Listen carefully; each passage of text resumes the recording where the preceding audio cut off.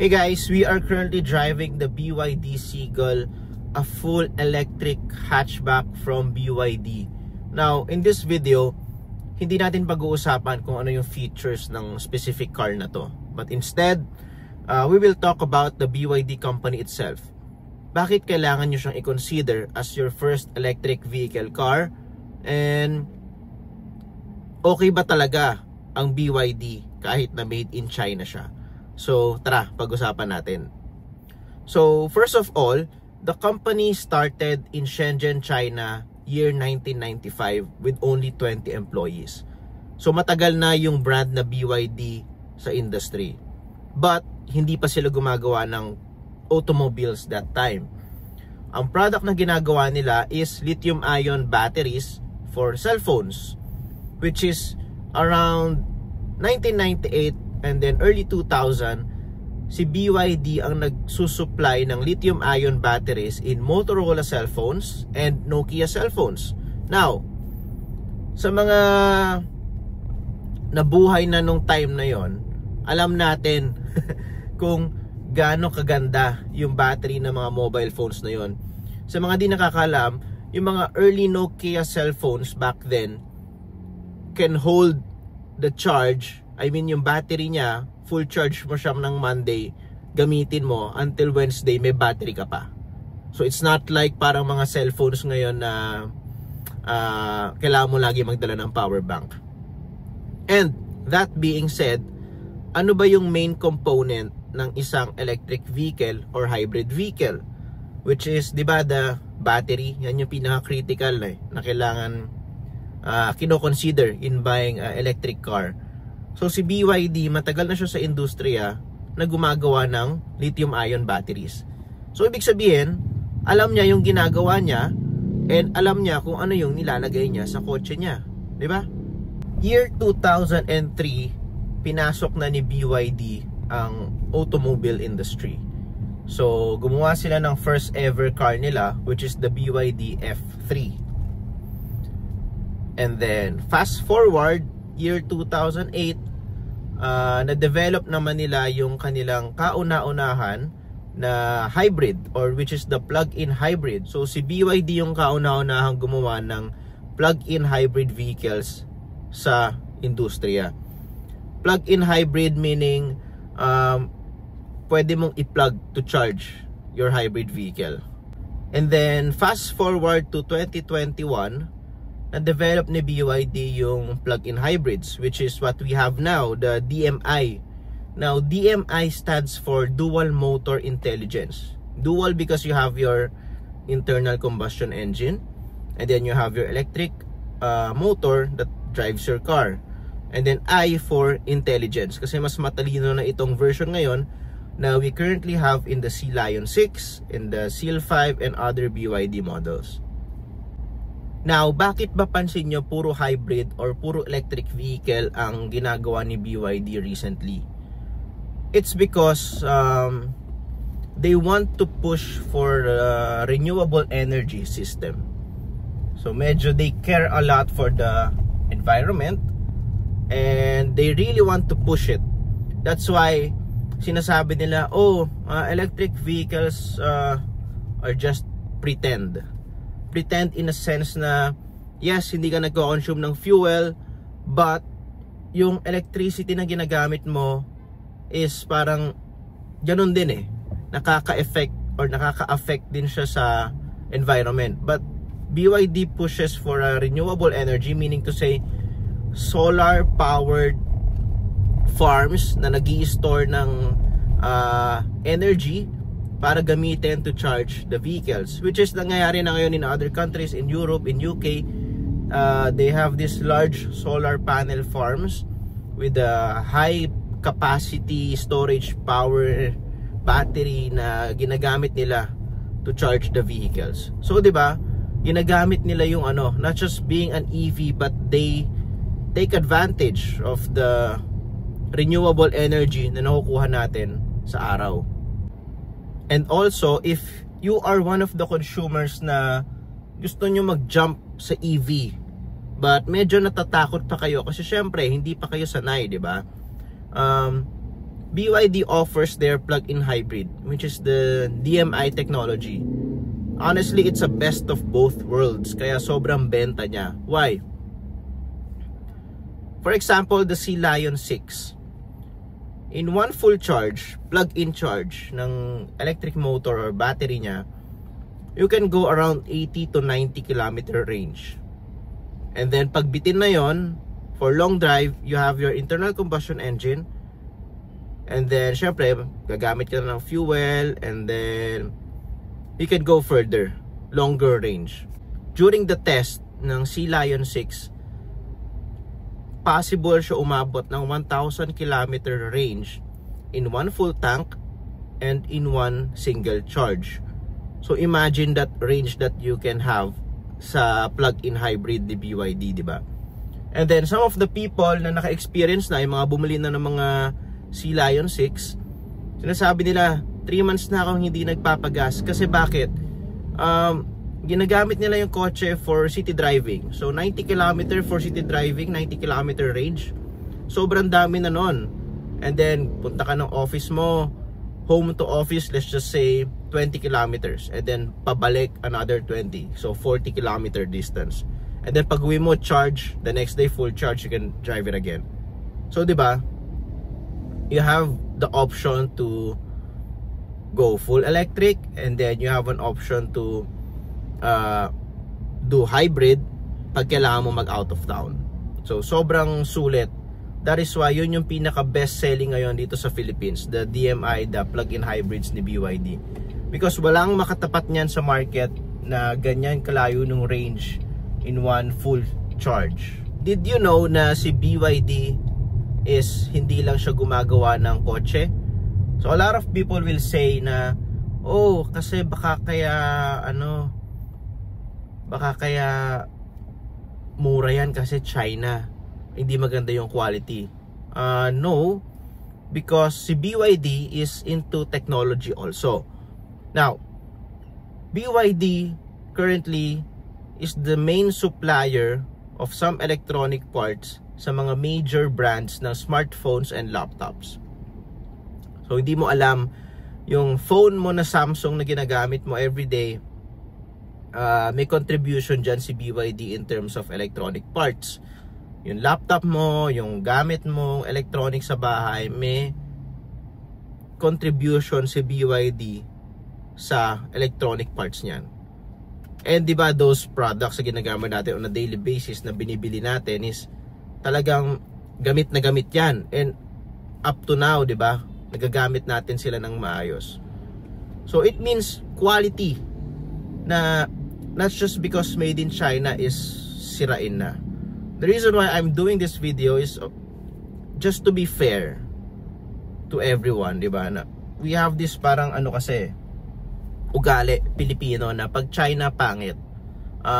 Honestly, ganun din ako before, but after doing some research, parang okay, I think hindi tayo dapat maging judger in terms of the origin of a certain brand. Kailangan, let's do our research, diba? And ayan, sinishare ko sa inyo ngayon yung research na nagawa natin. As we discussed earlier, main component of a electric vehicle or a hybrid vehicle is the battery, diba? Now, ang laging tatanungin sa atin ng mga tao is, matibay ba yan? Gaano ba kaganda yung battery na yan? Safe ba yan? Gaano ba katagal ang buhay niyan? So BYD developed the Blade battery year 2020. The Blade battery is the most safe, efficient, and reliable lithium-ion battery in the market, in the industry. A lot of car manufacturers trying to buy that battery para ilagay sa mga EV na nila, na ide-design nila sa mga future cars nila. The Blade battery ng BYD is the only lithium-ion battery na pumasa sa nail penetration test. The nail penetration test ng electric vehicle battery, yan na yung higher level ng test na ginagawa sa isang battery. So ang ginagawa dyan is tinutusok nila, pinipinch yung battery. And normally, the lithium-ion batteries of other brands, pag tinusok mo, sumasabog, umaapoy. But the Blade battery of BYD, Hindi. So ang dami nang gumawa ng test na yan, and hindi siya nagko-combust, hindi siya nasusunog. So safe, kasi yan yung laging laging worry ng mga tao. Pag EV, lagi nasusunog yung kotse na yan eh. Pag uminit yung panahon, baka umapoy yung kotse, ganyan. It depends on the battery that they use. So because BYD developed this thing called Blade battery na sobrang talino ng pagkakaimbento nila, guaranteed safe itong kotse na BYD. And you can do your own research din talaga, na ang daming test na ginawa. Thermal test, overcharging test, crash test, impact test, vibration test.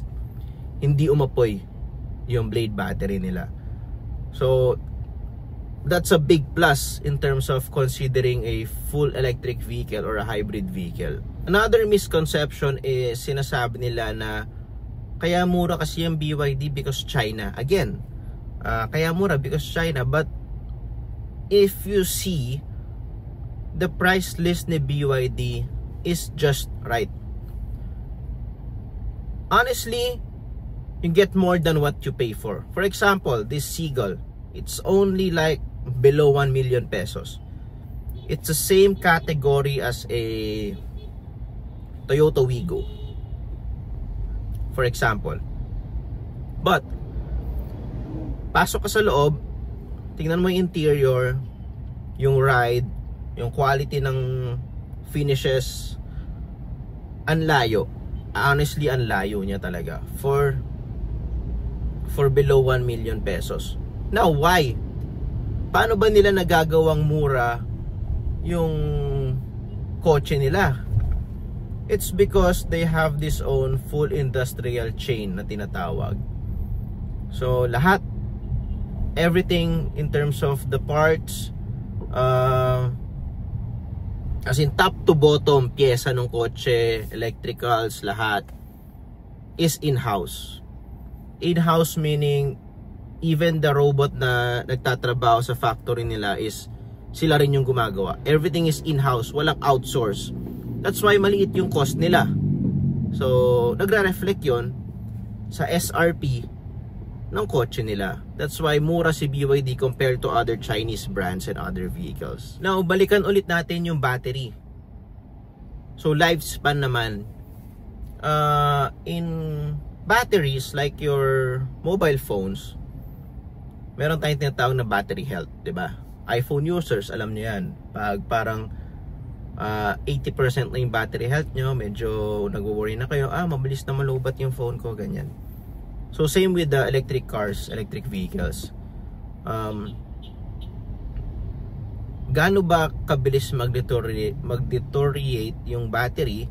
Meron kasi tayong tinatawag na calendar life and then cycle life. So unahin natin yung calendar life ng battery. Calendar life meaning to say is full charge, iniwan mo sa parking lot, sa garahe mo, room temperature around 25-30 degrees Celsius, and then binalikan mo after 3 months, nag-abroad ka. From the testing, the BYD cars can hold up to from 100% to 99% in 150 days na hindi mo siya galawin. So yung state of charge na tinatawag is mag-hold kahit iwan mo yung kotse ng a few weeks, a few months nang hindi mo siya ginagamit. So okay yun. Now, ito yung very important, the cycle life. Meron tayong tinatawag na cycle life, di ba, ng battery. So one cycle is equivalent to one full charge. One full charge meaning from 20% to 100%. That's a full cycle. Now, paano sir kung 50% to 100%? That's half a cycle. So one full cycle is 20% to 100%. Now, the Blade battery, yung battery health niya, magdi-deteriorate siya from 100 to 80% after ilang cycles? After 5,000 cycles. Now, Pag umabot ng 80% yung battery health, na mangyayari is recommended for service na yung battery at 80% battery health. Battery health not state of charge.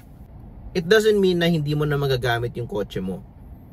You can still use it, but mas mabilis lang siya malolobat compare nung binili mo siya nung brand new. Now, gaano kadami ba yung 5,000 cycles? 5,000 cycles meaning that's 5,000 full charge from 20 to 100. From the feedbacks ng mga owners ng BYD, example, the Atto 3, yung crossover na full EV din, yung nakausap ko is nakatira siya from Dasmariñas, Cavite, and then he works in BGC. Yung 100% niya full charge ng Sunday night, gagamitin niya yung kotse back and forth Dasmariñas, Cavite to BGC until Monday to Friday. Pagdating ng Friday night, ang state of charge ng battery niya is around 30%.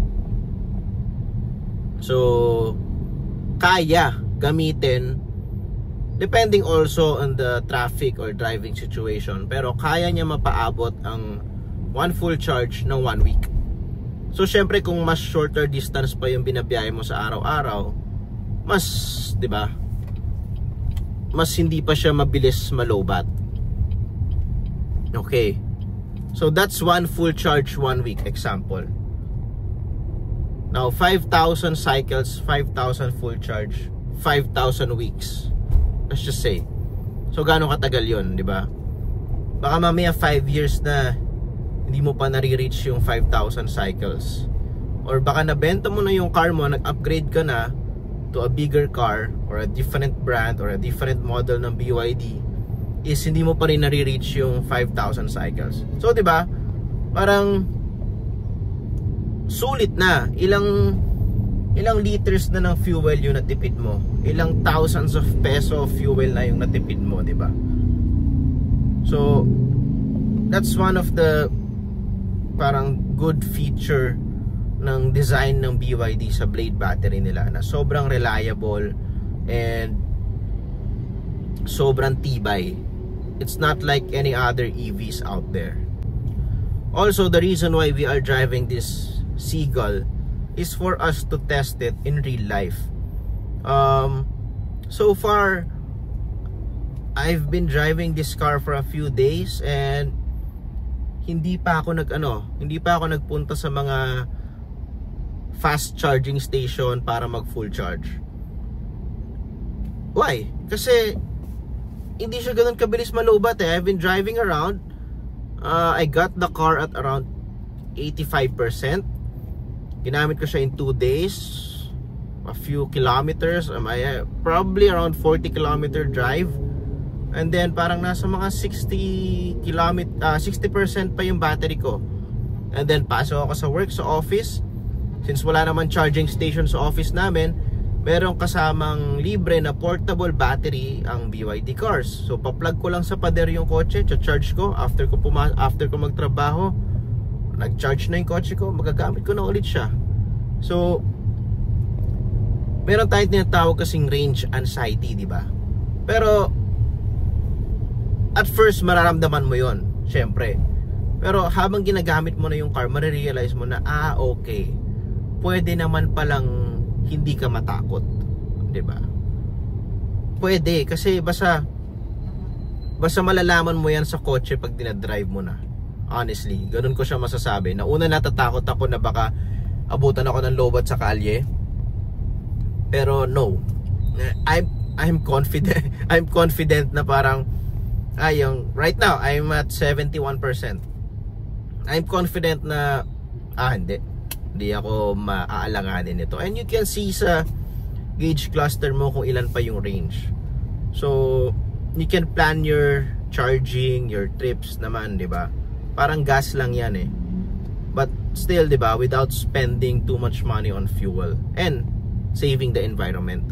Also, since pinag-uusapan na natin yung electricity, alam nyo ba na yung BYD, hindi lang yan parang china-charge mo lang, plug mo sa outlet, charge mo. No, pwede mo yan i-reverse. Reverse meaning brown out sa inyo, meron siya tinatawag na V2L, vehicle to load. So meron din kasamang outlet yan pag bumili ka, free. Para siya extension cable. Tapos ipa-plug mo siya doon sa charger, nag-brown out sa inyo, pwede mo paandarin yung mini refrigerator mo, pwede mo paandarin yung electric fan mo. Para kami dalang isang malaking power bank sa bahay mo. Pag meron kang electric vehicle na BYD or the hybrid. As in, sobrang galing. Camping ka, walang kuryente, power mo yung electric grill mo, pwede, using the car. Pwede mo gamitin yung charge niya. And lastly, before we end the video, bakit nga ba kailangan nyo i-consider ang electric vehicle or the BYD brand if you're looking for an electric vehicle? It's because eto na yung future. Doon na tayo lahat papunta. Honestly, ako as a car guy, at first medyo mahirap sa akin mag-drive ng ganito. Why? Walang tunog eh. At first akala ko it will make me bored at some point kasi para ka nagda-drive ng bump car. As in full electric, walang gears, walang first gear, second gear. It's just one full gear, no engine sound, everything. Pero while I'm using this, parang wala eh. Doon na tayo lahat papunta in the future. And grabe na rin kalala yung global warming natin. So yung technology natin ngayon in terms of electric cars, electric vehicle, hybrid is nagiging sobrang ganda na to a point na kaya niya nang tapatan yung performance or kaya pa niyang higitan yung performance ng gasoline powered cars. It's just kung bibili ka lang ng ganito, kailangan mo mag-research and kailangan bilhin mo kung ano ba yung okay. Because ang dami na sa market, electric cars and hybrid. Pero ano ba yung makakapagbigay sa'yo ng long range? Very important, especially in our country na hindi naman ganon kadami yung charging station. Ano bang brand yung makakapagbigay sa'yo ng flexibility? Flexibility in terms of pwede kang mag-electric and then suddenly if kailangan mo lumayo, pwede kang mag-hybrid or gas engine, switch to parallel mode. Napapaandarin mo na yung gas engine niya and then habang ginagamit yung gas engine, sina-charge niya pala yung battery. Diba? Yung ganong flexibility. The styling, of course, very important. Siyempre, diba, lahat naman tayo gusto natin ng magandang kotse. The quality of the interior, very important also dahil siyempre maglalabas ka ng malaking pera to buy a brand new car. Siyempre gusto mo naman yung something na pag inupuan mo sa loob is maganda, masarap sa feeling, masarap sa mata, diba? And then siyempre yung build quality. Pag pinindot mo ba yung mga button, sinarado mo yung pinto, may matatanggal ba? May parang nag-i-squeak ba sa mga plastic trims? I've seen a lot of known brands, electric vehicle brand na sobrang mahal because of the name of the brand, pero wala eh. Pag inusisa mo yung mga detalye ng sasakyan, masasabi mo na ay ba't ganun? To a point na para sa akin natalo pa ng Chinese brand or Chinese manufacturer yung brand na yon kahit made in China to. I'm not saying this because I'm paid to do this. Honestly, hindi ako bayad. Hindi ako bayad para i-promote yung brand to do this video. It's just gusto ko lang i-share na if you're looking for the best electric vehicle out there, you have to consider BYD. Alisin na natin yung because made in China. Go ahead, go to the nearest dealership near you and then book a test drive, and then you'll see the car will speak for itself. ako sobrang hater talaga ako ng Chinese car, sa totoo lang, before. Pero after ko matutunan yung tungkol sa brand, after ko ma-drive yung cars, as in, kung may pera lang ako, bibili ako ng ganito. I'll have one, kasama ng mga ibang kotse na meron tayo ngayon. Pero again, if you are interested in buying electric cars, hybrid cars, do your research. Very important, para hindi masayang yung perang pinaghirapan nyo and parang mapunta lang sa wala, diba? Na para after 5 years, ay wala na pala, sira na pala, hindi na pala maayos or sobrang mahal ng ayusin. So syempre kailangan natin makabili ng sobrang reliable na electric vehicle. And try to consider doing a research in BYD cars. Yun lang. Thank you for watching. See ya.